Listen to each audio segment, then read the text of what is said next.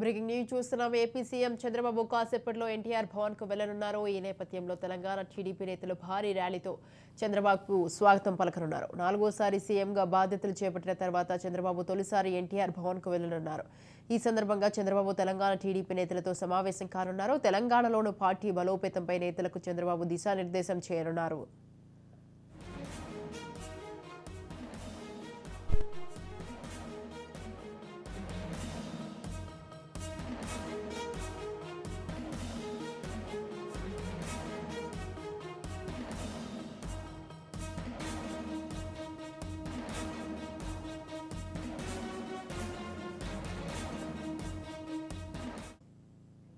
AP CM Chandrababu కాసేపట్లో ఎన్టీఆర్ భవన్ కు వెళ్లనున్నారు. ఈ నేపథ్యంలో తెలంగాణ టీడీపీ నేతలు భారీ ర్యాలీతో చంద్రబాబుకు స్వాగతం పలకనున్నారు. 4వసారి సీఎంగా బాధ్యతలు చేపట్టిన తర్వాత చంద్రబాబు తొలిసారి ఎన్టీఆర్ భవన్ కు వెళ్లనున్నారు.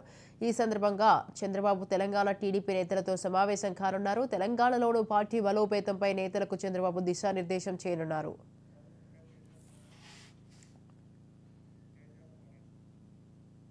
రైట్, ఈ విషయంపై మరింత సమాచారాన్ని మా ప్రతినిధి తేజ ఫోన్ లైన్ లో ఉన్నారు. తేజ,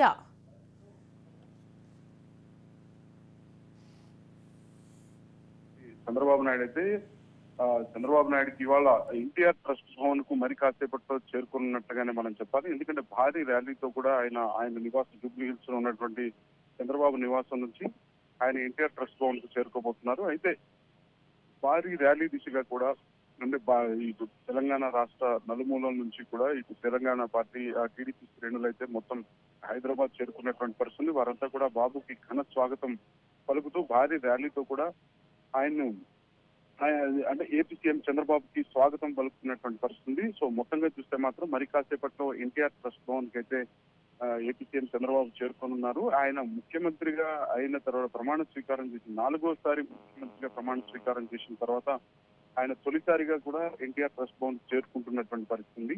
సో మొత్తంగా చూస్తే మాత్రం ఘనమైనటువంటి సన్మానంతో పాటు భారీ ఏర్పాట్లు చేశారు తెలుగుదేశం పార్టీ శ్రేణులు.